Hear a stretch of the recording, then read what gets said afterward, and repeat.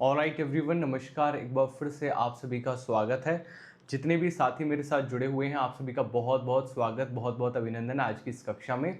दोस्तों, आप लोगों ने ब्लूम्स टैक्सोनॉमी को कहीं ना कहीं से जरूर पढ़ा होगा, किसी न किसी बुक से जरूर पढ़ा होगा, किसी न किसी वीडियो से जरूर देखा होगा। और ब्लूम्स टैक्सोनॉमी एक ऐसा टॉपिक है जो ऑलमोस्ट हर एक एग्जामिनेशन के लिए, आप अगर टीचिंग एग्जामिनेशन देने जा रहे हैं और कहीं पर पेडागोजी नाम का अगर कहीं चलचित्र अगर आ रहा है तो वहां पर ब्लूम्स टैक्सोनॉमी से क्वेश्चन ना हो, ऐसा हो नहीं सकता।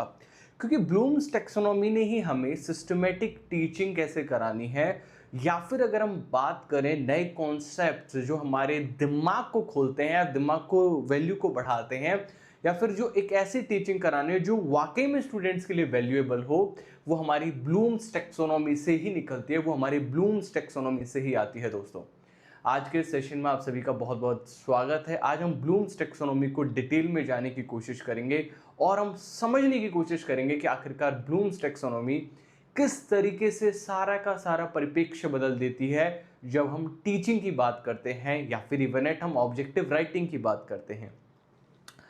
आपसे पहला क्वेश्चन अगर आपसे पूछा जाएगा ब्लूम्स टैक्सोनॉमी से, तो वो ये आएगा कि ये ब्लूम्स टैक्सोनॉमी जो है ब्लूम ने दी, हर कोई जानता है, बेंजामिन ब्लूम ने दी, लेकिन एक्चुअल में ये एक सेट क्या करती है, हम क्यों पढ़ रहे हैं, इसकी इतनी नीड क्यों है ना? What is the need of Bloom's taxonomy? आज अगर हमारे सिलेबस का हिस्सा है हमारे ब्लूम्स टैक्सोनॉमी, तो वी हैव टू अंडरस्टैंड कि आखिरकार सिलेबस का हिस्सा है क्यों, व्हाट इज द रीजन। दोस्तों, ब्लूम्स टैक्सोनॉमी आप लोगों के लिए एक ऑब्जेक्टिव सेट करती है। ब्लूम्स टैक्सोनॉमी आप लोगों के लिए आपको पढ़ाना क्या है, किस तरीके से पढ़ाना है या टीचिंग किस तरीके से करनी है, उसका ऑब्जेक्टिव सेट करती है। तो ब्लूम्स टैक्सोनॉमी की चर्चा के लिए आप सबका बहुत बहुत स्वागत। जितने भी साथी जुड़े हुए हैं, आप सभी लोग खुश रहें, तंदुरुस्त रहें, हंसमुख रहें और इस प्लेटफॉर्म के साथ जुड़े रहें। लोकेश सर नोट्स प्लेटफॉर्म आप लोगों की लाइफ में वैल्यू ऐड करता रहेगा, करता रहा है, करता रहेगा और आगे भी आपको बढ़िया चीजें सिखाता रहेगा। एक और चीज, ब्लूम्स टैक्सोनॉमी की ये सबसे ज्यादा डिटेल्ड क्लास होने वाली है आज के सेशन की अगर मैं चर्चा करूं तो। चलिए शुरुआत करते हैं। देखिए, जब भी हम ब्लूम्स टैक्सोनॉमी की चर्चा करेंगे तो सबसे पहले हमें थोड़ी हिस्ट्री जान लेनी चाहिए, ब्लूम के बारे में थोड़ा जान लेना चाहिए। हमें जान लेना चाहिए कि ब्लूम्स टैक्सोनॉमी बेसिकली हमारी दो ब्लूम्स टैक्सोनॉमी की चर्चा की जाती है जब भी हम ब्लूम्स टैक्सोनॉमी को पढ़ते हैं।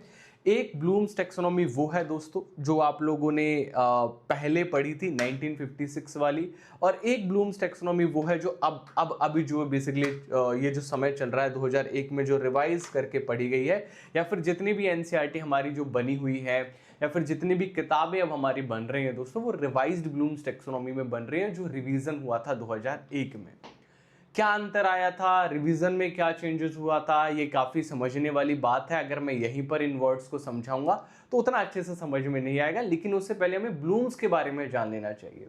ब्लूम्स ने टैक्सोनॉमी अकेले नहीं बनाई थी, उनके पीछे प्रॉपर एक टीम लगी थी जिन्होंने हेल्प करी थी ब्लूम को इन सारी की सारी चीज़ों में करने के लिए। ठीक है, इसके इंपोर्टेंस पे भी आएंगे। एक सेकेंड गाइज, 1 सेकेंड, यहां से शुरू करते हैं। बेंजामिन ब्लूम्स ने ओरिजिनल टैक्सोनॉमी दी थी 1956 में, एंड ये अकेले नहीं थे, उनकी पूरी की पूरी टीम लगी थी इस टैक्सोनॉमी को देने में दोस्तों, है ना? याद रखिएगा, इस पूरी की पूरी टीम लगी थी इस टैक्सोनॉमी को देने में। आप में से मैं सभी लोगों से पूछना चाहूंगा, आवाज कम आ रही है क्या गाइस? एक बार सभी लोग बता दीजिए, क्या वॉइस क्लियर नहीं आ रही है क्या? एक बार मैं चेक कर लेता हूँ, अगर वॉइस क्लियर नहीं है तो। वॉइस कम आ रही है क्या? हेलो, हाँ, एक सेकेंड गाइस, एक सेकेंड।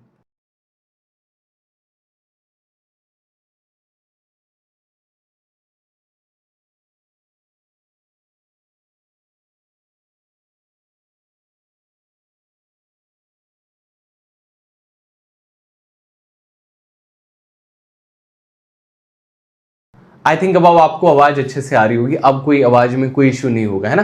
अब आवाज अच्छे से आ रही है, सबको प्रॉपर आ रही है आवाज? ठीक है, वो माइक की आवाज ही कम हो गई थी, इट्स ओके। तो आज के सेशन में हम जो ब्लूम्स टैक्सोनॉमी पढ़ने वाले हैं, जो हम ब्लूम्स टैक्सोनॉमी को सीखने वाले हैं, तो हम ये जानेंगे कि जो ब्लूम्स साहब हैं, उन्होंने जो ब्लूम्स टैक्सोनॉमी दी थी 1956 की, वो अकेले उन्होंने नहीं दी थी, उनके बहुत सारे साथियों ने मिलकर इस ब्लूम्स टैक्सोनॉमी को हम लोगों को दिया है। आई बात समझ में? तो मेरा आप लोगों से क्वेश्चन था, what does actually this taxonomy means? Taxonomy का मतलब क्या होता है, बताओ। I can clearly see the comments now, right?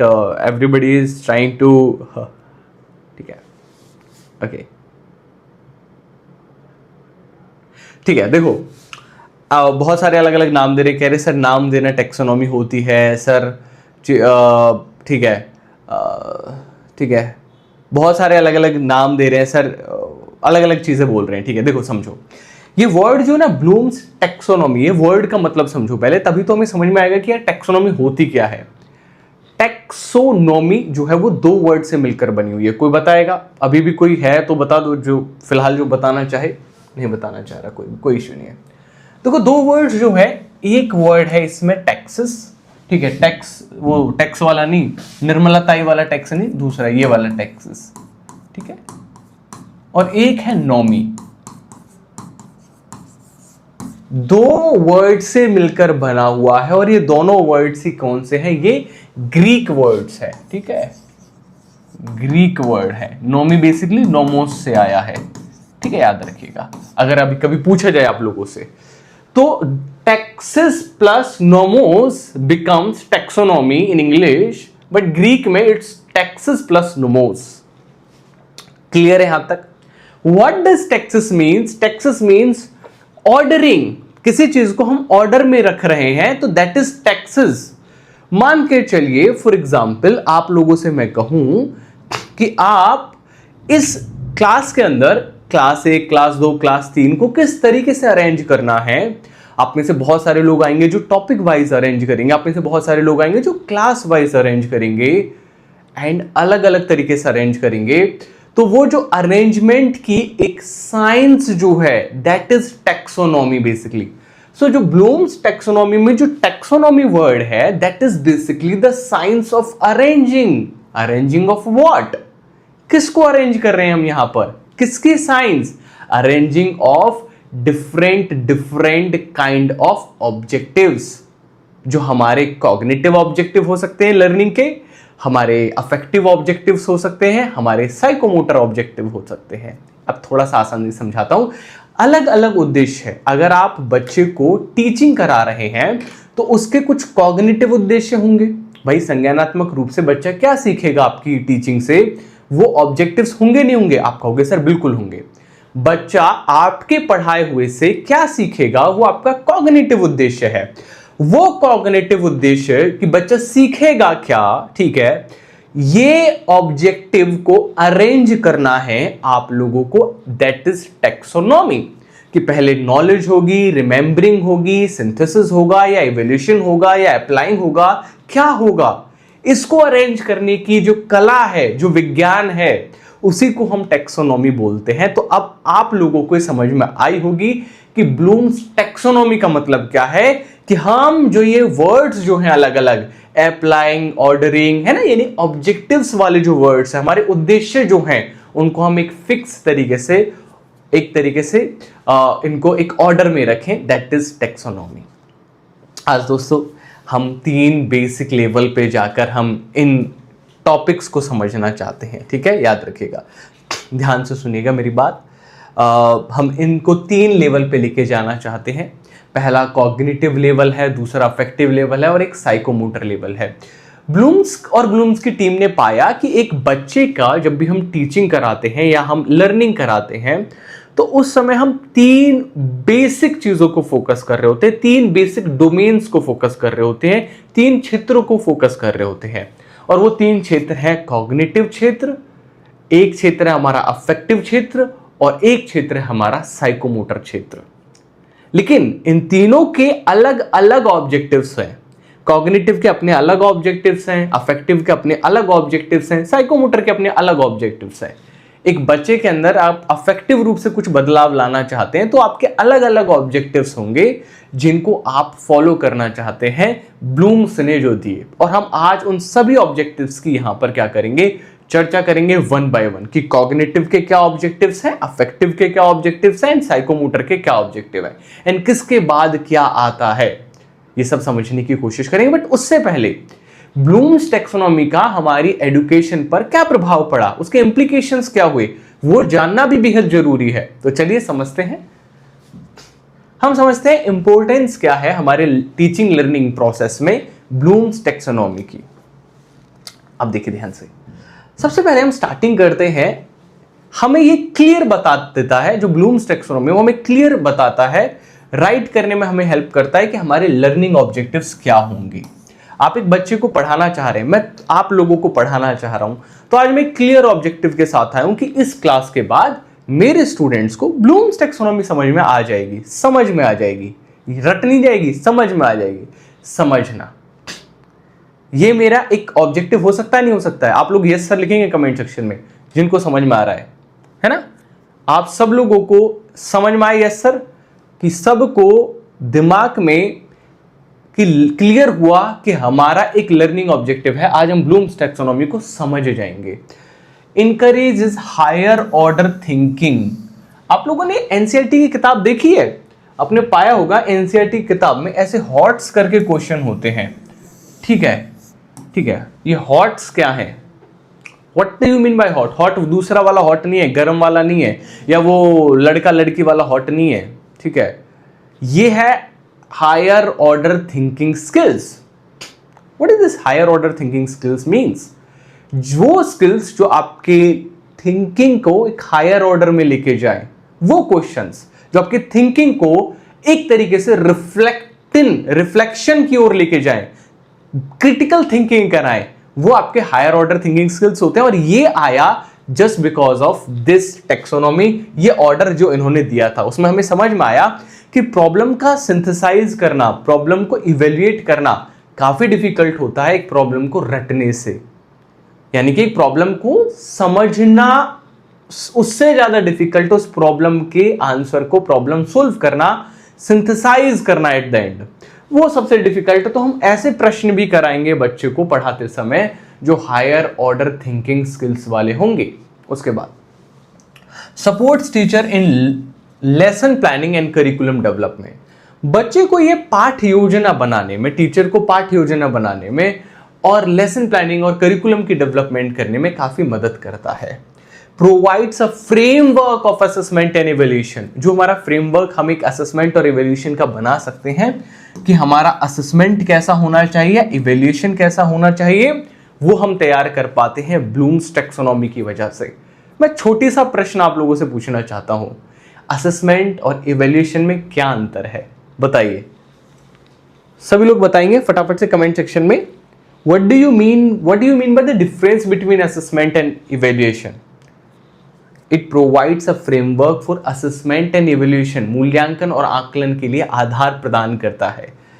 Eight the end it's insures holistic learning includes attitude skills.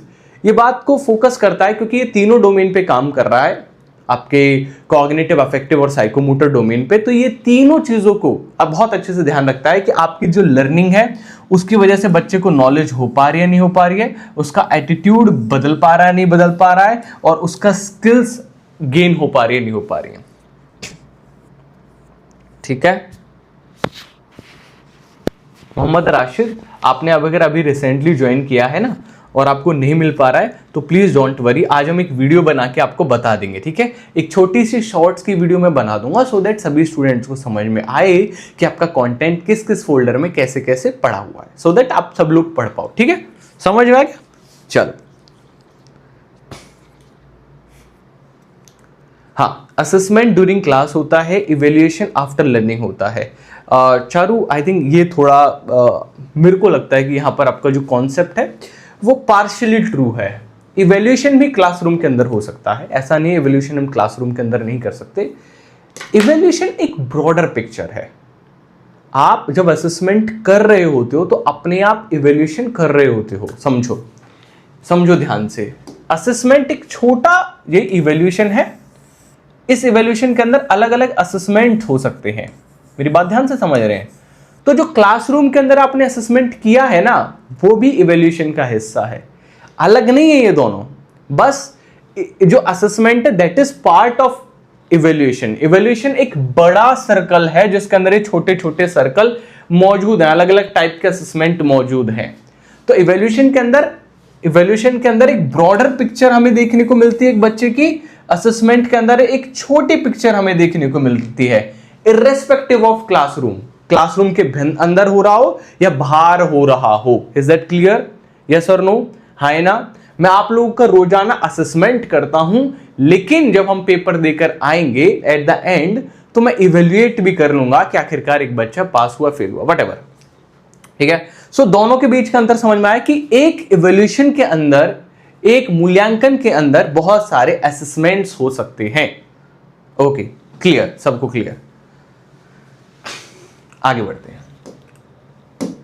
तो सबसे पहले हम ओरिजिनल ब्लूम्स टैक्सोनॉमी को जानने की कोशिश करेंगे, समझने की कोशिश करेंगे, और हम इनको जितना थैंक यू बोलें उतना कम हो सकता है, राइट? याद रखना। आगे बढ़ते हैं। सबसे पहले दोस्तों, हम लोगों का जितने भी आपको ऑनलाइन जितने भी टीचर्स पढ़ाते हैं, ठीक है, ज्यादातर टीचर्स ब्लूम्स टैक्सोनॉमी को कॉग्निटिव डोमेन पे लाके खत्म कर देते हैं। सिर्फ आपको ये बता दिया जाता है कि नॉलेज के बाद comprehension, application, analysis and evolution है, यहाँ पे खत्म कर दिया जाता है। बट मैं आपको सिर्फ ये डोमेन्स नहीं पढ़ाने वाला हूं, कॉग्निटिव डोमेन, मैं आपको अफेक्टिव डोमेन में क्या है एंड देन साइकोमोटर डोमेन में क्या है वो भी मैं पढ़ाऊंगा। तो आप प्लीज सभी जितने भी साथी हैं वो बहुत ध्यान से समझिएगा। आज की क्लास को बहुत ज्यादा ब्रीफ करके बनाया है मैंने। एक बार मैं सब लोगों से रेडीनेस चेक करना चाहता हूं, आप सब लोग तैयार हैं आज के इस कॉग्निटिव डोमेन को पढ़ने के लिए?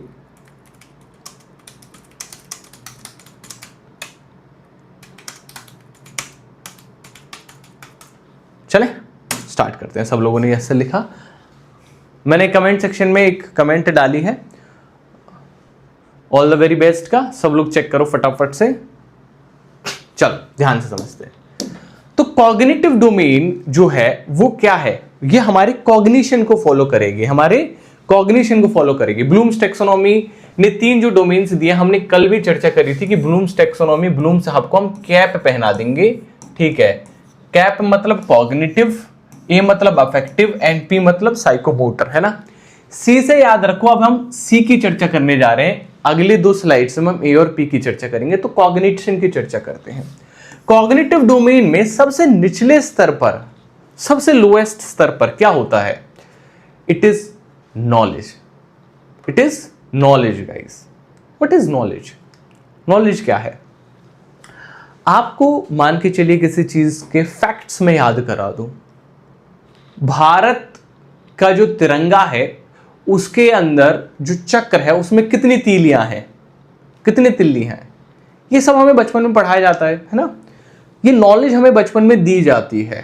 ये नॉलेज के फैक्ट्स है, जहां पर आप फैक्ट्स, टर्म्स, कॉन्सेप्ट से बेसिक इंफॉर्मेशन को याद करें, वो हमारा नॉलेज के अंदर आता है दोस्तों। Is that clear? हाँ या ना बताइए कि हमें सर बेसिक जो नॉलेज होगी, जो बेसिक फैक्ट्स जो होंगे, वो सब हमारा नॉलेज के अंदर आएगा। और अगर एक चीज की मेरी सभी लोगों से रिक्वेस्ट है दोस्तों, प्लीज अगर कॉपी पेन लेके बैठे हैं तो प्लीज लिखते जरूर जाइएगा अपने पास में, है ना? छोटी छोटी बातें जरूर लिखते जाइएगा। ये सब छोटी छोटी बातें मोटी मोटी बातों के तौर पर आपके काम आएंगी, ठीक?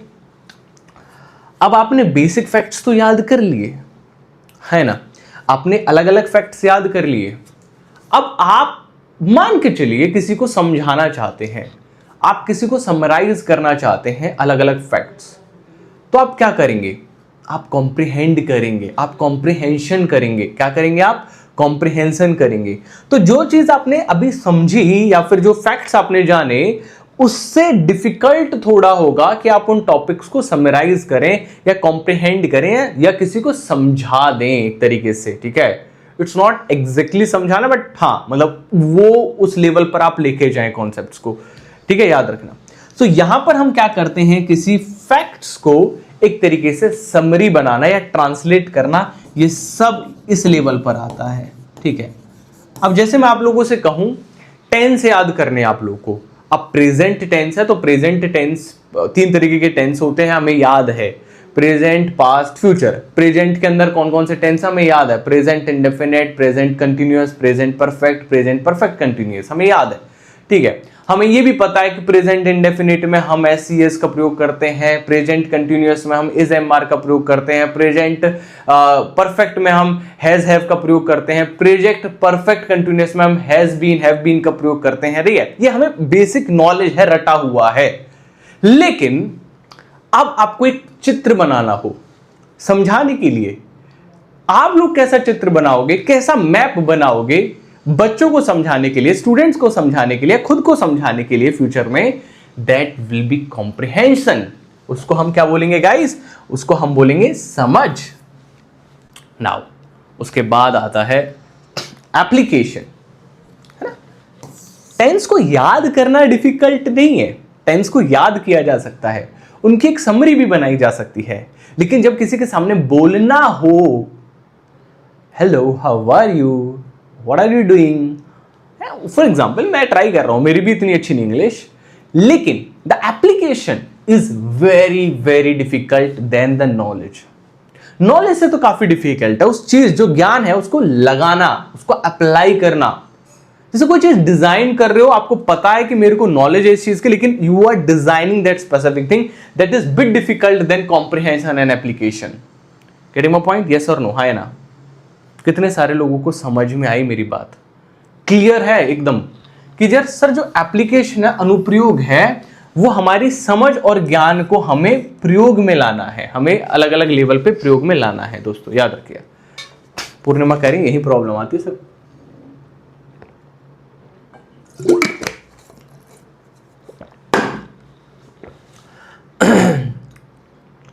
अब बात करते हैं हम, ठीक है, अब ये जैसे फॉर एग्जाम्पल मैं आप लोगों से कहूं, अच्छा एक बताओ मुझे, for example what is the volume of cylinder? What is the volume of cylinder? शायद ये होता है ना, पाई आर स्क्वायर एच होता है ना, पाई आर स्क्वायर एच होता है शायद, I am not confirm, right, एक बार चेक करना।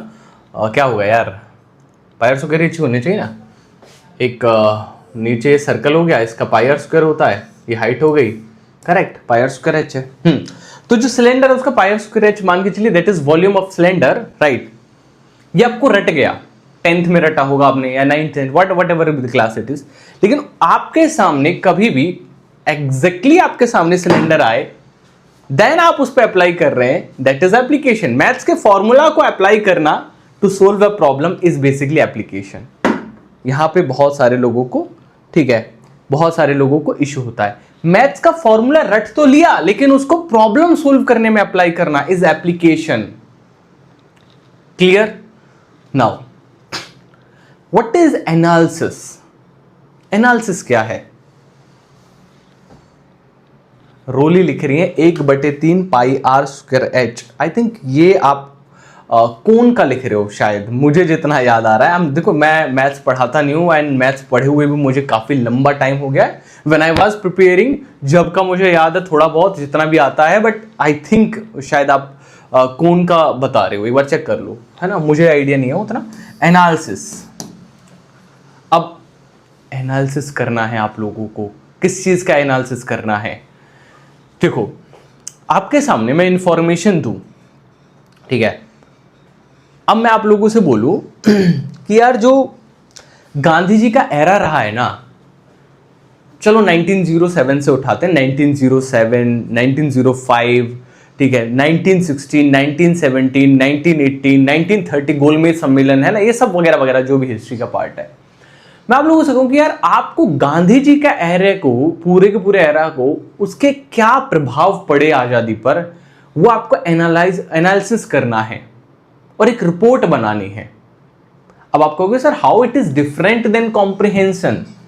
कॉम्प्रिहेंशन में you are putting on a existing knowledge. आपकी जो नॉलेज है आपने बस उसको ट्रांसलेट कर दिया सिंपली, है ना, आपने उसको छोटे छोटे पार्ट्स में बांट दिया।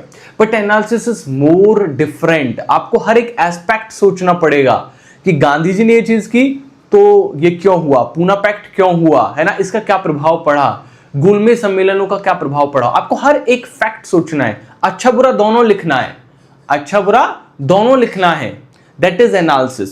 आप चीजों का विश्लेषण कर रहे हैं। क्या कर रहे हैं? विश्लेषण कर रहे हैं। ये इससे भी ज्यादा डिफिकल्ट होता है। बहुत सारे लोग कहेंगे सर हम इसमें तो बहुत तेज हैं, हम बगल वाले ना जो ये आंटियां जो होती हैं सर वो तो एनालिसिस में बहुत तेज होती हैं। कैसे भैया? बगल में अगर कुछ भी चाह रहा हो, फलाने की बहू क्या कर रही है, फलाने का बेटा क्या कर रहा है, 2 मिनट में एनालिसिस कर देते हैं। ना ना ना, वो लड़का अच्छा नहीं है, हाँ इनका लड़का बहुत अच्छा है, एनालिसिस है। Exactly, that's not analysis. They are not doing critical thinking. Analysis takes critical thinking. आपको प्रोज एंड कॉन्स दोनों ढूंढने हैं बॉस, है ना। एंड आपको ये भी समझना है कि जो चीज आप लिख रहे हो वो वाकई में एग्जिस्ट करती भी है नहीं करती है, ठीक है। तो दैट इज हाउ आपका एनालिसिस वर्क्स। क्लियर है? अच्छा, ना अभी का जो चेंज आया है, जो 2001 की जो टैक्सोनॉमी है, that has bit different than this taxonomy. उसमें सिंथेसिस ऊपर कर दिया, इवोल्यूशन नीचे कर दिया, बट इट्स ओके राइट, हमें फर्क नहीं पड़ता। हम अभी पुरानी वाली पढ़ रहे हैं तो हम सिंथेसिस, पुरानी वाली में सिंथेसिस ऊपर था, राइट। अब आप एक पोएम लिख रहे हैं, आप लोगों से कहूं कि चलो मेरे बारे में एक पोएम लिखो फटाफट से, सब लोग लिखो, मैं फिर तुम लोगों के बारे में लिखता हूं। सबके पास 2 मिनट है, 2 लाइन लिखनी है बस मेरे बारे में, जैसे कुछ भी, और वो राइम करनी चाहिए, राइम करनी चाहिए, मतलब लास्ट वर्ड्स करने चाहिए राइम। फॉर एग्जांपल मैं लिखता हूं,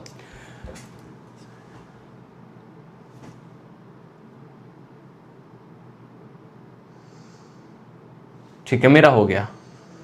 मेरे प्यारे छात्र अच्छे हैं बहुत, दिन में पढ़ते रात को पढ़ते, पढ़ते हैं बहुत, खाना खाने जाते रहते, रोते हैं बहुत, सोचते हैं बहुत, हंसते हैं बहुत, मुस्कुराते हैं बहुत। फॉर एग्जाम्पल इस तरीके से एक राइम हो गया। It is synthesis. एग्जिस्ट नहीं कर रही थी पोएम, कभी एग्जिस्ट नहीं कर रही थी, वैक्सीन को एग्जिस्ट नहीं कर रही थी, कोविड-19 की वैक्सीन बनी। So to create a new idea, new poem, new something new is synthesis.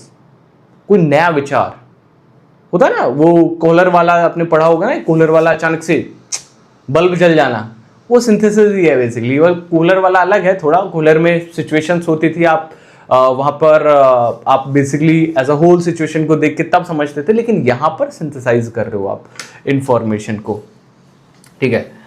तो synthesis means that to design or invention or creating a new idea is synthesis. Clear? संश्लेषण क्या है गाइस? नई आइडिया बनाना। Then मूल्यांकन। What is मूल्यांकन? ठीक है, मूल्यांकन का मतलब क्या है? आपके सामने मैं अलग अलग आइडियाज रखूं, ठीक है, एक कुछ लिख रहे हैं यहां पर,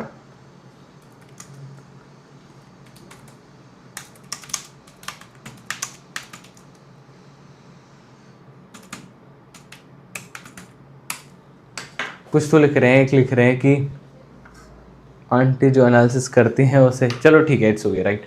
वापस से आते हैं अपने कॉन्सेप्ट पे आते हैं। देखो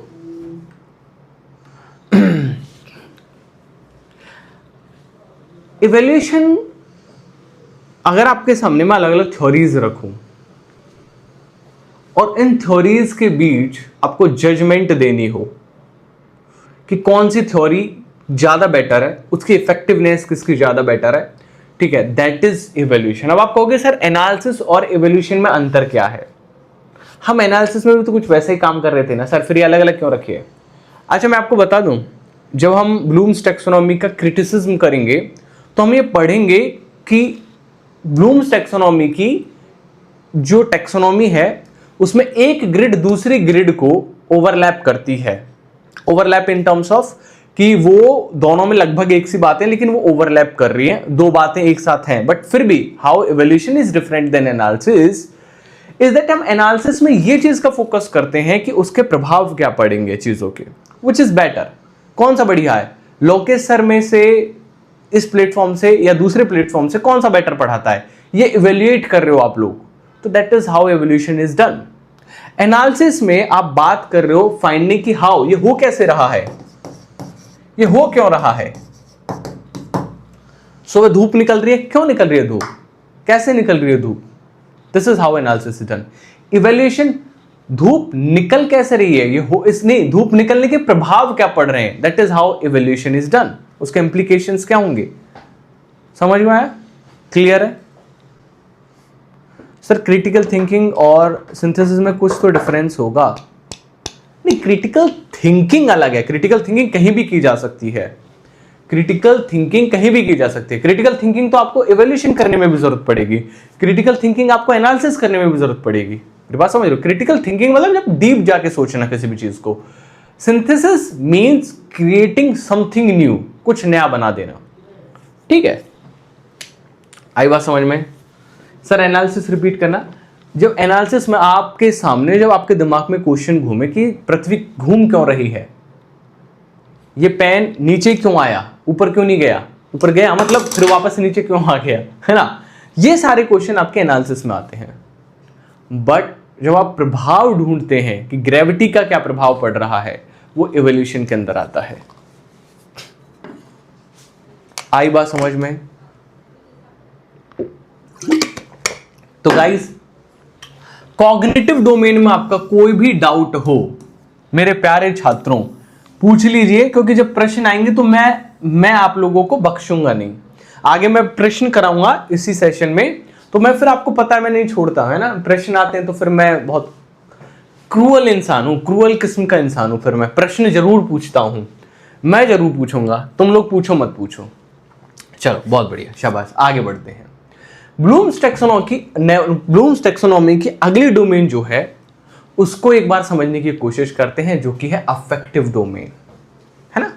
ये अफेक्टिव डोमेन किससे जुड़ी है, पहले ये बताओ, दिल से बताइए। क्वेश्चंस बोलिए सर, क्वेश्चन पूछेंगे भाई, ठीक है, टेंशन मत लो। बहुत बढ़िया, शाबाश। चलो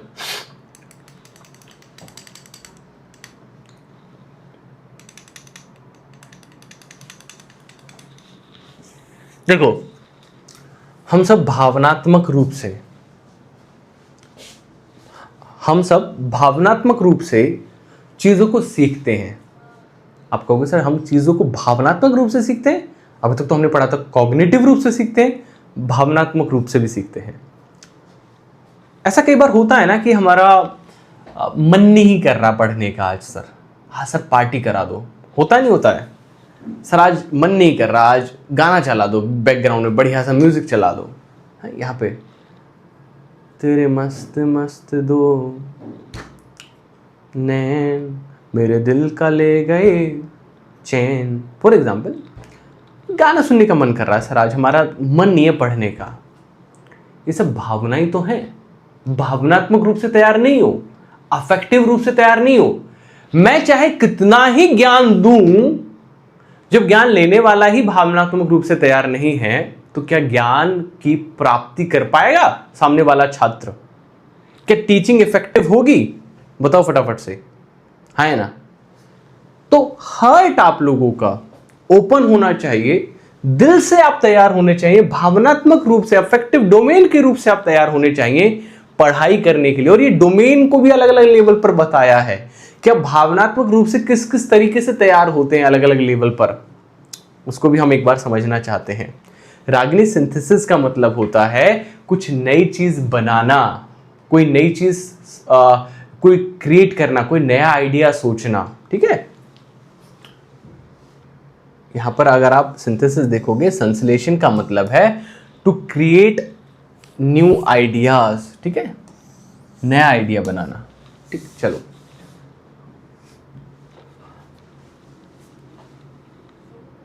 संदीप हो गया क्लियर? संदीप, अब संदीप मैंने करा दिया,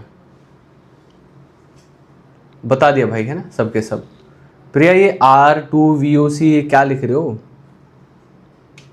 ये कोई मुझे लग रहा है कोई, अच्छा ओहो, एक तो हमारी क्लास में एकदम R2VOC, वाह, AI क्लास है एकदम हमारी, कोई दिक्कत की बात नहीं है। चलो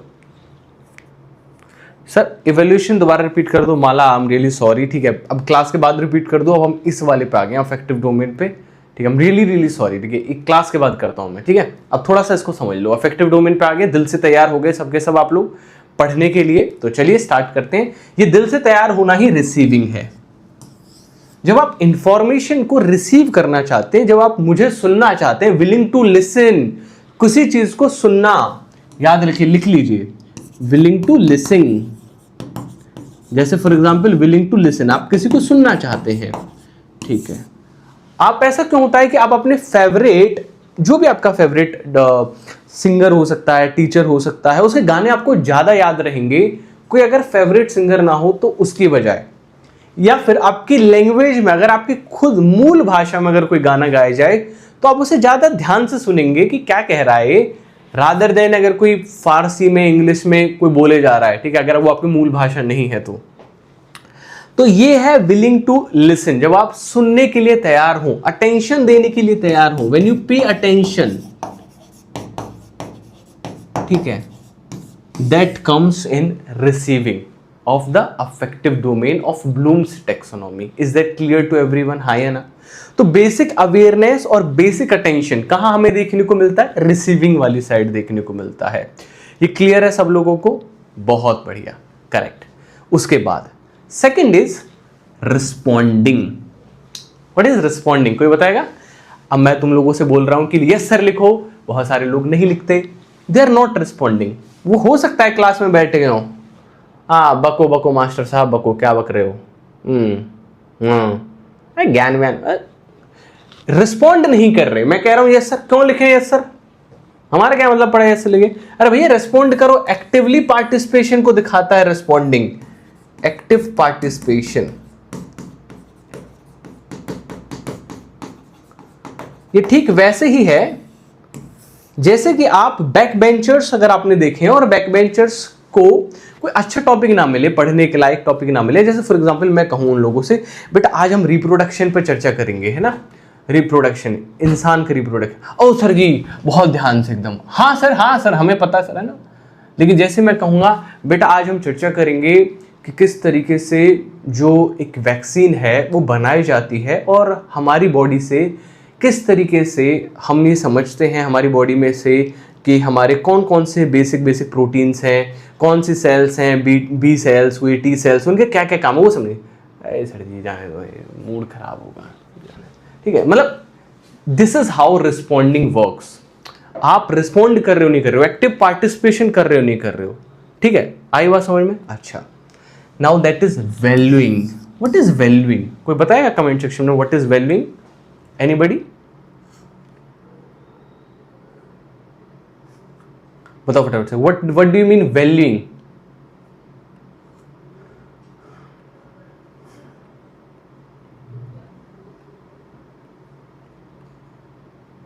देखो जो चीज पढ़ाई जा रही है आपको, मान के चलो मैं ये टॉपिक पढ़ा रहा हूं आप लोगों को, आप अगर इसकी वैल्यू ना करो, दिल से वैल्यू ना करो कि जाने दे सर अच्छा नहीं पढ़ाते, मान के चलो फॉर एग्जांपल, ठीक है, ऐसा हो सकता है कुछ लोगों के साथ में। बहुत सारे लोग सोच सकते हैं कि यार इसकी कोई वैल्यू नहीं है ना। वैल्यू अगर लगेगी ना आपको ज्यादा तो ऑब्वियसली आपका ध्यान ज्यादा रहेगा, भावनात्मक रूप से और स्ट्रॉन्ग और अच्छे से देखोगे। तो वैल्यूइंग का मतलब होता है कि एक किसी भी चीज की वैल्यू करना, मूल्य निष्ठा निकालना, एक तरीके से आप कह सकते हो, ठीक है।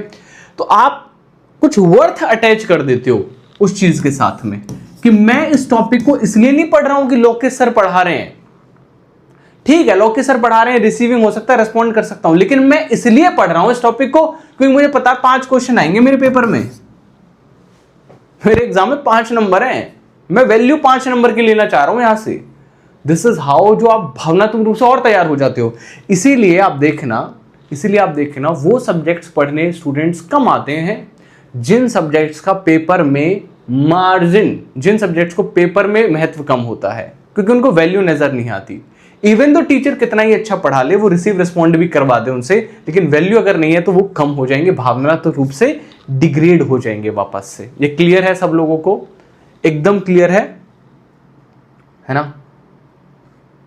बहुत बढ़िया, वेरी गुड।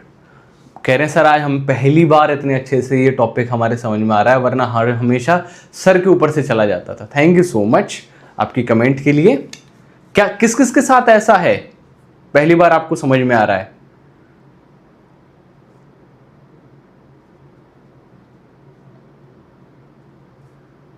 देखिए उसके बाद आता है ऑर्गेनाइजिंग या फिर कंसेप्चुअलाइजिंग। आपने डिफरेंट डिफरेंट टॉपिक्स को एक तरीके से, डिफरेंट डिफरेंट वैल्यूज़ को एक तरीके से आपने इंटीग्रेट किया, साथ में लाया, ठीक है। उदाहरण के तौर पर जैसे कि एक एग्जांपल दूं,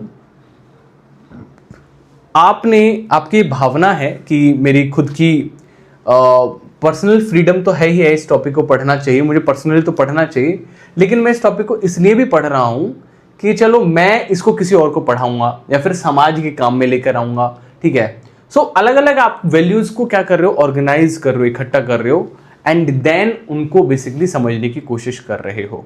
इज दैट क्लियर? यस और नो?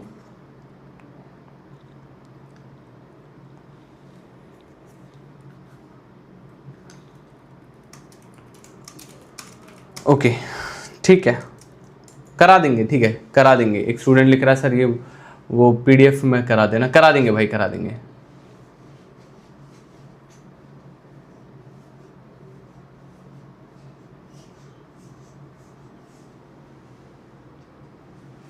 ठीक, अच्छा, आप अलग अलग टॉपिक की ऑर्गेनाइज करते हैं कि कौन सा टॉपिक आपको पढ़ना चाहिए, कौन सा टॉपिक नहीं पढ़ना चाहिए, किसकी कितनी वैल्यू है, ये सब ऑर्गेनाइजिंग के अंदर आता है। दोस्तों याद रखिएगा, आप सब लोग करते हो और अपने दिमाग में बिठा के रखते हो वो सारी की सारी चीजें। देन कैरेक्टराइजिंग बाय वैल्यू और the value concept. What is this value concept? कोई बताएगा? लास्ट वाला बताओ, कौन बताएगा? What is characterising by value concept? अब आप किसी चीज को, आपको दिल में अच्छा लगा, लेकिन अगर आप उसे जीवन में अपना रहे हो, कोई भाव को अपने जीवन में अपना रहे हो, है ना, तो वो अफेक्टिव डोमेन के टॉपेस्ट लेवल पे आप पहुंच गए हो, ठीक है। वैल्यू कॉन्सेप्ट मतलब उसकी वैल्यू को आप यूज कर रहे हो एक तरीके से, ठीक है, याद रखना। सो this is how affective domains works, right. ये अफेक्टिव डोमेन था, आपको सबको समझ में आया? तो पूछिए, फिर मैं आगे बढ़ता हूं अगले डोमेन में। रिपीट अगेन, कौन सा वाला रिपीट करूं बताओ?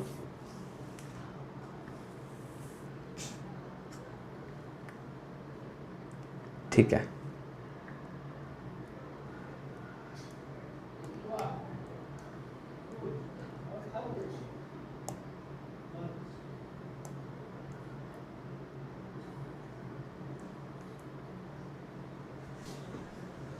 ठीक है, बहुत बढ़िया।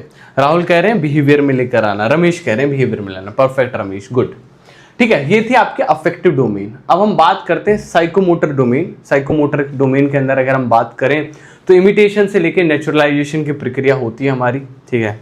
एंड प्लीज इन सब चीज़ों को याद करके जाइएगा। कुछ पता नहीं है आपका एग्जामिनर जो है, एग्जामिनर आपका कितना डिफिकल्ट एग्जाम बना दे, है ना, या फिर कितना ईजी बनाए। ईजी बनाएगा तो ज़्यादा से ज़्यादा आपके कॉग्निटिव डोमेन से पूछ लेगा, डिफिकल्ट बनाएगा तो ज़्यादा से ज़्यादा यहाँ तक पूछ लेगा, इससे ज़्यादा नहीं पूछता कभी भी, ठीक है, याद रखना। ठीक, repeat fourth sir please. Okay, देखो, ऑर्गेनाइजिंग एंड कंसेप्चुअलाइजिंग आपने अपने अंदर वो भावनाओं से जुड़ा हुआ, भाई आपको वर्थ पता है, कोई एक टॉपिक है उसकी वर्थ आपको पता है तो आप उसे ज्यादा पढ़ोगे, ठीक है। दूसरा टॉपिक की वर्थ कम है तो उसको दूसरे लेवल पे रखोगे दिमाग में। ये ऑर्गेनाइजेशन आप करते हो, ये वर्थ के हिसाब से, वैल्यू के हिसाब से, कंसेप्ट के हिसाब से जो ऑर्गेनाइज करते हो, ये ऑर्गेनाइजिंग एंड कंसेप्चुअलाइजिंग के अंदर आता है, ठीक है। अब आ जाओ, आई एम पेन कह रहे हैं, वेरी गुड।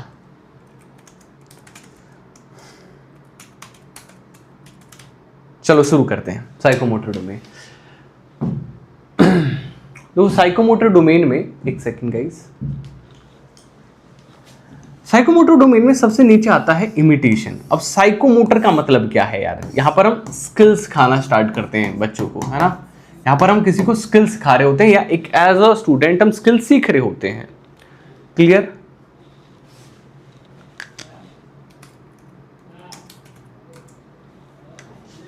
ठीक है, तो इसके सबसे निचले स्तर पर क्या आता है बताओ फटाफट से? That is imitation. That is imitation. Imitation का मतलब आप लोगों ने बचपन में पढ़ा होगा, स्टार्टिंग से पढ़ा होगा, कॉपी करना होता है, किसी की नकल करना होता है, यही है इमिटेशन। तो हम यहां किसकी नकल करेंगे बताओ फटाफट से?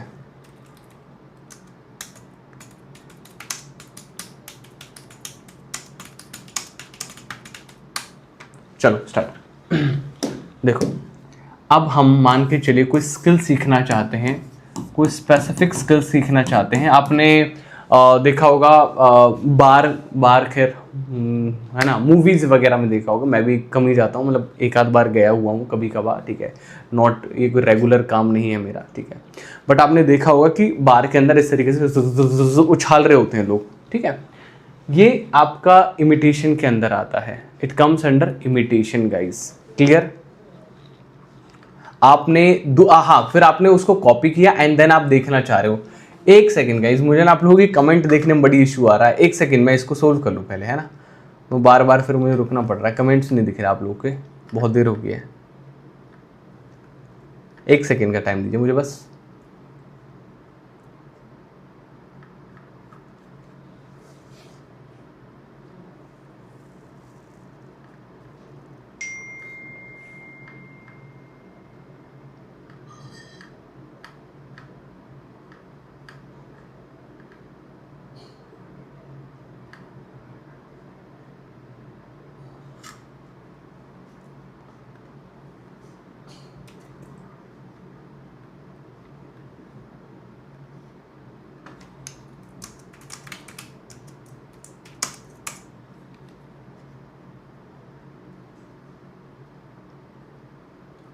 ठीक, अब क्लियर हो गया।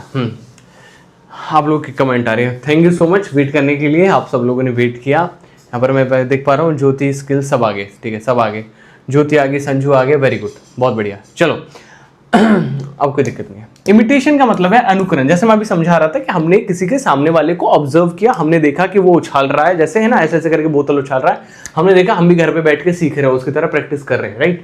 इमिटेशन मतलब हम जब सामने वाले को देखकर उसको ऑब्जर्व करके उसकी कॉपी करते हैं, तो दैट इज इमिटेशन, जो कि सबसे निचला स्तर है, यह आसान होता है। उसके बाद मैनिपुलेशन, ठीक है। अब बहुत ध्यान से समझिएगा, कोई आपको निर्देश दे रहा है, ठीक है, आपको बता रहा है कि आपको ये स्पेसिफिक चीज इस तरीके से करनी है, मैं आपको इंस्ट्रक्शंस दे रहा हूं कि अभी बीकर को उठाओ, आप बीकर उठा रहे हो, 2 ड्रॉप पानी डालो, टप टप, है ना, ये मैनिपुलेशन के अंदर आता है। जब किसी कार्य को किसी के निर्देश के साथ करें, संचालित करें, निर्देश आधारित, है ना, सॉरी निर्देश कैसे लिखते हैं, तो हिंदी लिखना बड़ा डिफिकल्ट है मेरे लिए, ठीक है, इंस्ट्रक्शंस को हम फॉलो करें, किसी की दी हुई इंस्ट्रक्शंस को फॉलो करें, ठीक है, तो ये हमारे मैनिपुलेशन के अंदर आता है, याद रखिएगा। किसी कार्य को निर्देश या मार्गदर्शन के द्वारा जब हम करते हैं, किसी कार्य को हम किसी के इंस्ट्रक्शन या गाइडेंस के द्वारा जब हम करते हैं, तो वो हमारा संचालन यानी मैनिपुलेशन के अंदर आता है। इज दैट क्लियर, है ना।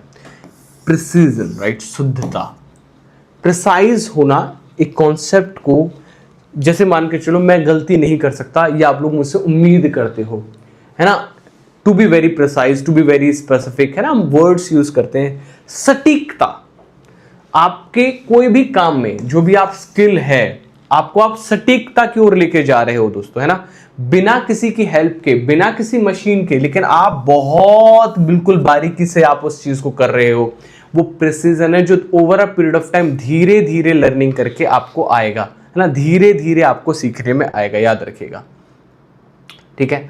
आगे बढ़ते हैं, चलो आगे बढ़े। That is articulation. मैं बताऊंगा जो एग्जामिनेशन का पूछ रहे हो, अभी फिलहाल टॉपिक पढ़ लो। आर्टिकुलेशन क्या है? समन्वय। समन्वय कैसे होता है बताओ, किन चीजों का समन्वय करना है आप लोगों को, ठीक है।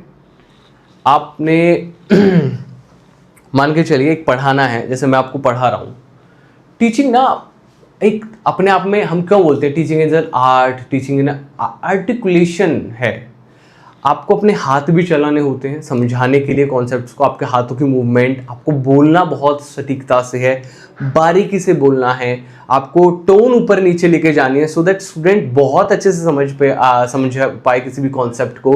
तो ये आर्टिकुलेशन है, आर्टिकुलेशन ऑफ वर्ड्स। पोइट जो होते हैं, कवि जो होते हैं, वो क्या आर्टिकुलेट ही तो करते हैं वर्ड्स को, ठीक है, वो आर्टिकुलेट ही तो करते हैं। कोई दीवाना कहता है, कोई पागल समझता है, कि धरती की बेचैनी को बस बादल समझता है। अब ये आर्टिकुलेट किया कि कोई दीवाना कहता है तो कोई पागल समझता है, धरती की बेचैनी को बस बादल समझता है। This is how articulation work. जब आप अलग अलग स्किल्स को एक जगह पर लाकर उनके बीच में समन्वय बिठा दें, दैट इज आर्टिकुलेट। और ये आपको देखने को मिलेगा एक बहुत बड़ा कलाकार जब आपके सामने जादूगर जादू दिखा रहा होता है, अलग अलग स्किल्स का यूज करता है, एंड देन आपको कभी पैसों से कबूतर बना के दिखा देगा, कबूतर से पैसे बना के दिखा देगा। तो this is how articulation happens, और ये डिफिकल्ट होता है, याद रखिएगा।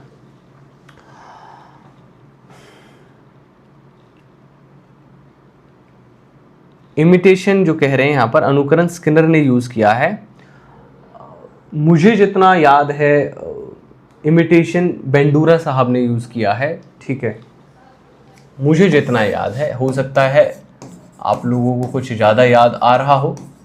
बेंडूरा ने इमिटेशन की बात की है, हम जो है, ठीक है। Then the last one is naturalisation, ठीक है। अब आप मान के चलिए बैटिंग कर रहे हैं, अब 140 प्रति घंटे की स्पीड की बैटिंग आपको कराऊं तो आपको बॉल दिखेगी भी नहीं, कहाँ निकल जाएगी। लेकिन वही बॉल मैं विराट कोहली को फेंकूं, विराट कोहली टक से छक्का मार देता है, और वो नेचुरली छक्का मार देगा। उसको विराट कोहली को अलग से अब कुछ करने की जरूरत नहीं, क्योंकि उसने स्किल के उस लेवल पे वो पहुंच गया कि वो नेचुरल हो गया उसके लिए। छक्का लगाना चौका लगाना वो नेचुरली कर लेगा। That is how naturalisation works. आपकी स्किल इतनी लेवल पे डेवलप हो जाए कि आप अब उसे नेचुरली कर पाएं। That is how naturalisation works. Effortlessly आप कर पाएं। प्रोफेशनल खिलाड़ी यहीं तक पहुंच जाते हैं, ओलंपिक वाले खिलाड़ी यहीं तक पहुंच जाते हैं, याद रखना, ठीक। और हमारे स्टूडेंट्स जो हैं वो एमसीक्यू अटेम्प्ट करते करते नेचुरलाइजेशन तक पहुंच जाते हैं। आंसर हाँ बी ए सी होगा। मतलब तुम लोग इतना पढ़ते हो, सब लोग इतने पढ़ाकू हो कि तुम लोगों के लिए ये सब चीज़ें अब क्या हो जाएंगी, नेचुरलाइजेशन हो जाएंगी, ठीक है। तो ये ब्लूम्स टैक्सोनॉमी के 3 जो हैं वो पार्ट्स थे। देन ब्लूम्स टैक्सोनॉमी का होता है रिवीजन। 2001 में हमें रियलाइज हुआ कि ब्लूम्स टैक्सोनॉमी काफ़ी नाउन बेस्ड है, ये प्रक्रिया को नहीं दिखा रही है, ये प्रोडक्ट को दिखा रही है ना। जो 1956 में जो थी वो प्रोडक्ट बेस्ड ज़्यादा है, जबकि लर्निंग तो एक प्रक्रिया है दोस्त, है ना। लर्निंग क्या है, वो तो एक प्रोसेस है। तो एक प्रोडक्ट से प्रोसेस की ओर हम लेके गए, या कह सकते हैं नाउन से वर्ब की ओर हम लेके गए 2001 के रिवीजन को। और ये रिवीजन आप लोगों को पता होना चाहिए इस रिवीजन के बारे में, ठीक है। देखो, भगत सिंह की पेन इंकलाब लिखने में न्यूट्रलाइज हो गई थी। ज्योति चंद लिख रही हैं, वेरी गुड ज्योति, करेक्ट, बहुत सही। हम भगत सिंह जी को यहां से प्रणाम करते हैं, बिल्कुल।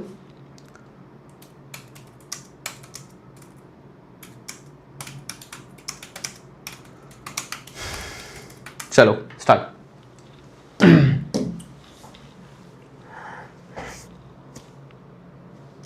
बस ज़्यादा चेंज नहीं आया था, ठीक है, टेंशन मत लेना, ऐसा कोई खास चेंज नहीं आया है। नॉलेज को रिमेंबर के रूप में रख दिया गया, कॉम्प्रिहेंशन को अंडरस्टैंडिंग के रूप में रख दिया गया, एप्लीकेशन को अप्लाई करने पे रख दिया गया, एनालिसिस करने को एनालाइज करने पे रख दिया गया। बट बाद में हमें पता चला कि इवेल्युएट करना, मूल्यांकन करने से कहीं ज़्यादा डिफिकल्ट है कोई नई चीज़ क्रिएट करना। तो जो सिंथेसाइज था उसको टॉप पे ले जाया गया, और जो इवोल्यूशन था उसको दूसरे नंबर पे ला दिया गया।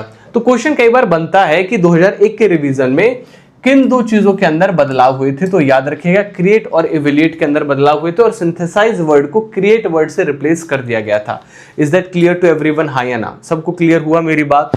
किसने किया था, कोई बताएगा? एंडरसन एंड कार्थवोल ने ये रिवीजन किया था। अगर आप लोगों से कभी कोई क्वेश्चन पूछे,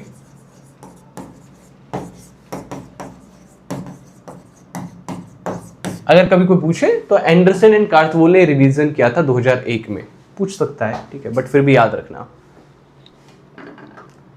चलो स्टार्ट करते हैं। अब इनका क्रिटिसिज्म भी हुआ। क्रिटिसिज्म तो हर चीज का हो जाता है भाई, है ना, है ना, समय तो लगता बनाने में। क्रिटिसिज्म क्या था? क्रिटिसिज्म ये था कि यार इनकी ना बहुत सारी कई सारी श्रेणी ऐसी हैं जो एक दूसरे को ओवरलैप करती हैं, है ना, that does not fit strictly into a single category. For example analysis and evolution, हमने जैसा भी चर्चा करा, स्टूडेंट्स ने पूछा भी, मैंने आप लोगों से क्वेश्चन कि एनालिसिस और इवोल्यूशन में क्या अंतर है। फिट नहीं होती, दोनों अलग अलग एक श्रेणी के अंदर आ सकती थी लेकिन फिर भी अलग अलग दी, तो ओवरलैपिंग ऑफ कैटेगरी एक आलोचना हो सकती है इनकी।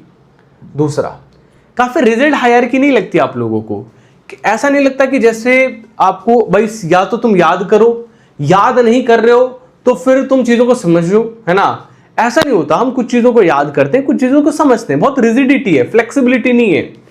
मतलब ये है 0-1 वाली कहानी, या तो चीजों को याद या फिर रिमेंबर, जबकि ऐसा नहीं, it's a process, simply process. कुछ चीजें याद होती है, कुछ चीजें समझते हैं हम लोग, है ना, तो रिजिड हायरार्की है और काफी लोगों ने काफी रिजिड हायरार्की बताया है इसको, है ना, याद रखिएगा। देन इसमें कल्चर का काफी प्रभाव पड़ा। ब्लूम्स का जो मॉडल है वो कई बार सामान्य होने और सभी संस्कृतियों के रूप में सामान्य रूप से लागू नहीं किया जा सकता, इसलिए आलोचना का शिकार हुआ कि सभी संस्कृतियों में इसको बराबर तरीके से नहीं देखा जा सकता।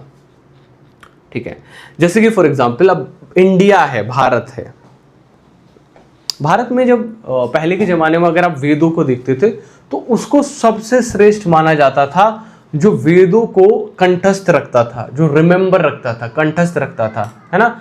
वेद के ऊपर जब चर्चाएं होती थी, है ना, शास्त्रार्थ होता था, तो पहले रटने को सर्वोपरि माना जाता था। तो कल्चर से प्रभावित नहीं है, इंडिया की कल्चर से प्रभावित नहीं है, वरना रिमेंबर सबसे नीचे नहीं होता। तो दिस इज हाउ जो क्रिटिसिज्म हुआ, ये क्रिटिसिज्म है। तो चलो क्वेश्चंस के लिए रेडी, एक बार कमेंट सेक्शन में रेडी लिख दो, ठीक है, रेडी, एक बार कमेंट सेक्शन में रेडी लिख दो सबके सब। मैं एक चीज बताऊं आप लोगों को, सबको बहुत छोटी सी बात करनी है आप लोगों से। तुम सब लोग बहुत अच्छे हो, मतलब मैं ऐसे नहीं बोल रहा हूँ, राइट, लिटरली तुम पढ़ने वाले स्टूडेंट्स हो और शायद इसी वजह से इस प्लेटफॉर्म पर आए, है ना। तुम लोगों को पढ़ना बहुत अच्छा लगता है, सीखना बहुत अच्छा लगता है, एंड मेरे को बहुत अच्छा लगता है आप लोगों को पढ़ाना। तो चलिए पहला क्वेश्चन लेते हैं, आपके सामने ही रहा। आप में से सर आपकी पेड क्लास लेके जिंदगी बन गई, सब समझ में आ रहा है, थैंक यू सो मच। ठीक है, तो पहला क्वेश्चन, ब्लूम्स की वर्गीकरण पद्धति का मुख्य उपयोग किसके लिए होता है? अधिगम उद्देश्यों का निर्धारण के लिए, पाठ्यपुस्तक लिखने के लिए, प्रयोगशाला बनाने के लिए, या टाइम मैनेजमेंट, समय प्रबंधन के लिए? बताओ, Bloom's taxonomy is mainly used for, किस लिए होता है?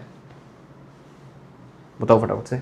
करेक्ट आंसर है दोस्तों, याद रखिएगा, फ्रेमिंग लर्निंग ऑब्जेक्टिव्स, अधिगम उद्देश्यों का निर्धारण के लिए। ठीक, याद रखिएगा। आगे बढ़ते हैं। जैसे हमने बताया कि वर्गीकरण का उद्देश्य क्या था, मैंने स्टार्टिंग में आपको बताया था, हम लर्निंग का ऑब्जेक्टिव सेट कर पाते हैं ब्लूम्स टैक्सोनॉमी की वजह से। वेरी गुड बेटा। नेक्स्ट क्वेश्चन, ब्लूम्स टैक्सोनॉमी 1956 किसने डेवलप की थी? आपको कल की क्लास का मॉक मिल गया ना, मैंने रात को बैठ के अपलोड किया था, कल की क्लास का मॉक मिल गया है ना सबको? करो, एनईपी के मॉक लगा रहे हो ना, ईसीटी के मॉक जो दिए गए क्वेश्चंस मैंने दिए आप लोगों को, 1000 क्वेश्चन शायद आपको मिल गए हैं, एनसीईआरटी आधारित है, सबके सब एनसीईआरटी आधारित है। ठीक है, याद रखना, जो बना रहे हैं वो एनसीईआरटी बेस्ड बना रहे हैं, हम एनसीईआरटी से बाहर नहीं जा रहे हैं। तो प्लीज अटेम्प्ट जरूर करो यार, तुम लोगों के लिए दिए हैं, प्रैक्टिस पेपर में भी दूंगा, पेपर फॉर्म में भी दूंगा, बट प्लीज उनको एनरोल जरूर करना। ठीक है, देखो वर्गीकरण 1956 में किसने विकसित किया था? ये करेक्ट आंसर हो जाएगा, बेंजामिन ब्लूम ने किया था। नेक्स्ट, ब्लूम वर्गीकरण का कौन सा क्षेत्र बौद्धिक कौशल से संबंधित है? बौद्धिक कौशल, cognitive, affective, psychomotor, emotional. Yes, correct answer है, that is cognitive. Next, the affective domains includes, affective domain के अंदर क्या क्या आता है बताओ? अब आएगा यहां पर मजा। Receiving, responding, valuing, knowledge, comprehension, analysis, imitation, precision, articulation, none of the above. Imitation, precision, articulation, ये आपको पता है कि ये साइकोमोटर के अंदर आता है। नॉलेज कॉम्प्रिहेंशन आपको पता है कि ये आपके कॉग्निटिव के अंदर आता है। रिसीविंग, रेस्पॉन्डिंग, वैल्यूइंग आपको पता है अफेक्टिव डोमेन के अंदर आता है। Option number A is the correct answer my dear friends, very good. Next question, इनमें से कौन सा शारीरिक कौशल से जुड़ा हुआ है? एकदम अर्जुन की तरह निगाह रखो अपना, है ना। 30 मार्क्स हैं, मेरे को 30 में से 30 चाहिए। 100 मार्क्स हैं DSSS वालों का, उसमें मुझे 90 मार्क्स एटलीस्ट चाहिए। मतलब कोई भी पेपर देने जाओ तुम लोग, कोई भी पेपर देने जाओ, रेस्पेक्टिव ऑफ एनी एग्जामिनेशन, ऐसी तैयारी करके जाओ, कोई कहीं से पूछ ले आ जाओ, है ना। हम बैठे हैं, करेक्ट आंसर हो जाएगा दोस्तों साइकोमोटर डोमेन, है ना। नेक्स्ट, रिवाइज ब्लूम्स टैक्सोनॉमी 2000 में किसने दी थी बताओ? आ गया ना क्वेश्चन, मैंने कहा था ना पूछा जा सकता है।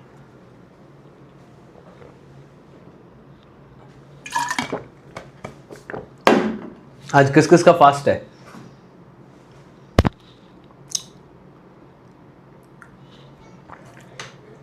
आप में से मेरी एनर्जी भी थोड़ी लो लग रही होगी, खाना खाने के बाद अलग ही ऊर्जा मिलती है, लेकिन इट्स ओके राइट। ज़िंदगी में सिर्फ एनर्जी सब कुछ नहीं होती, कभी कभी हमें इस चीज़ को झेलना चाहिए और फास्टिंग करनी चाहिए। Fasting is very crucial for our body, है ना। डिटॉक्सिफाई करने के लिए बहुत ज़रूरी है fasting. Correct answer yes, Anderson and Krathwohl. Next, संशोधित स्तरों को सही क्रम में व्यक्त करिए। Arrange the revised levels in correct order. Revised कौन सा है बताओ?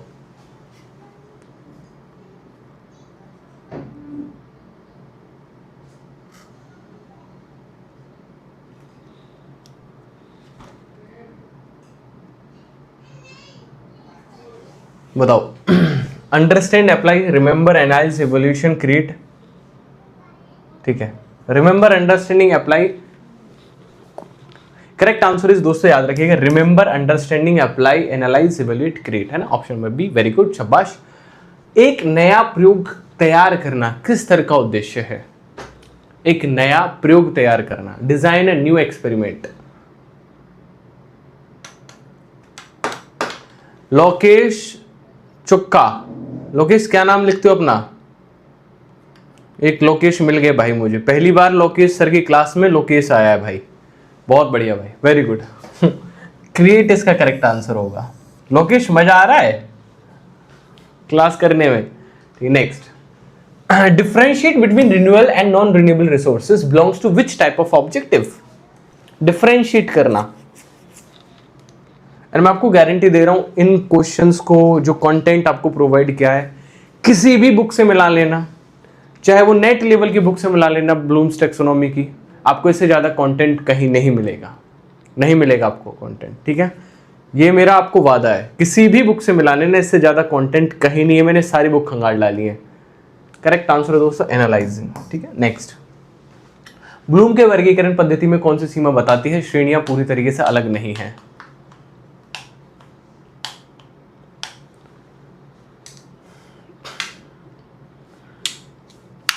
आपको थोड़ा सा लिमिटेशन करनी है ब्लूम्स टैक्सोनॉमी को, तो ओवरलैपिंग हो रही है कैटेगरीज की जो हमने बताई थी आपको, है ना।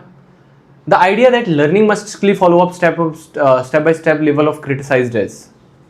लर्निंग भाई स्टेप बाय स्टेप होनी चाहिए। कैसे क्रिटिसाइज की जाती है? ओवरलैपिंग के रूप में, रिजिड हायरार्की के रूप में, जनरलाइजेशन इशू के रूप में, या फिर none of the above? Correct answer is rigid hierarchy के रूप में देखी जाती है। काफी रिजिड हो गया hierarchy. Next, Bloom's taxonomy is criticized for being too general, not fitting all cultures is basically related to.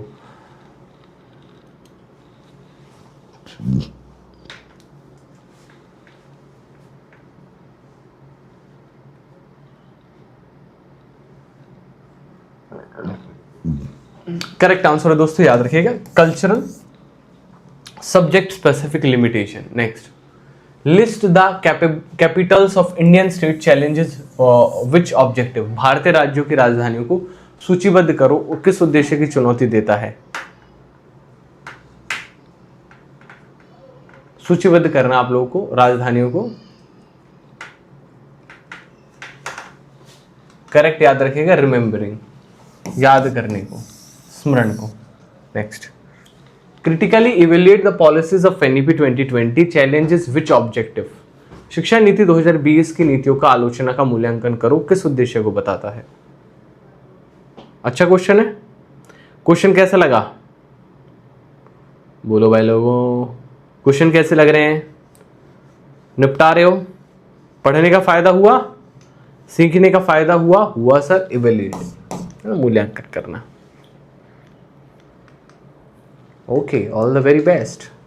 So this is how we are doing, right?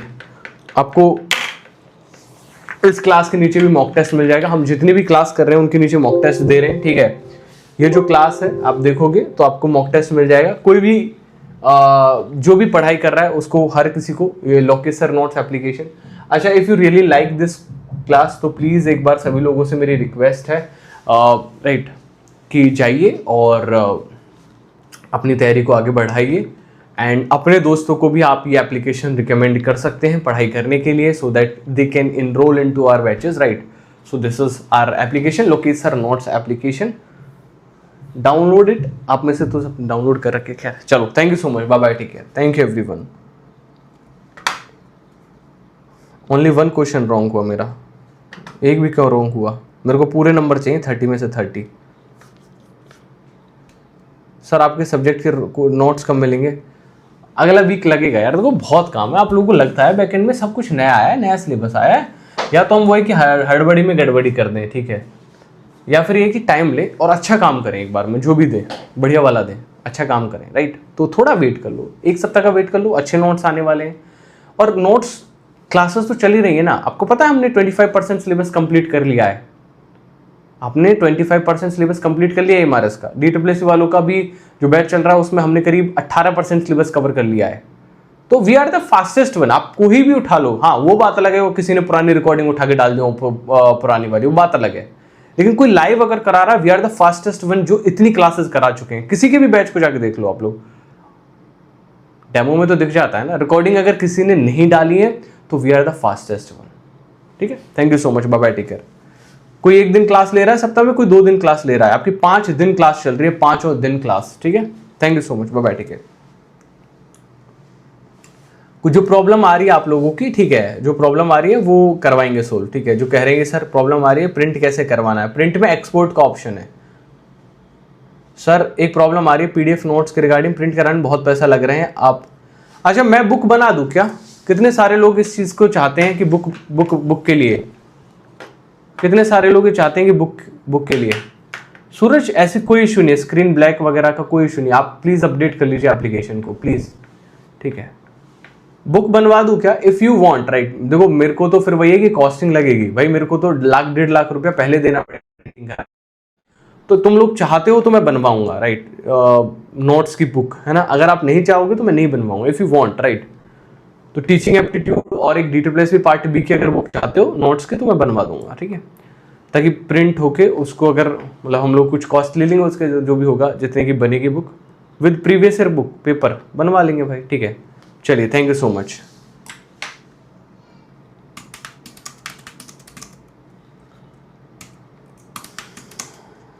ठीक है guys, thank you everyone, thank you.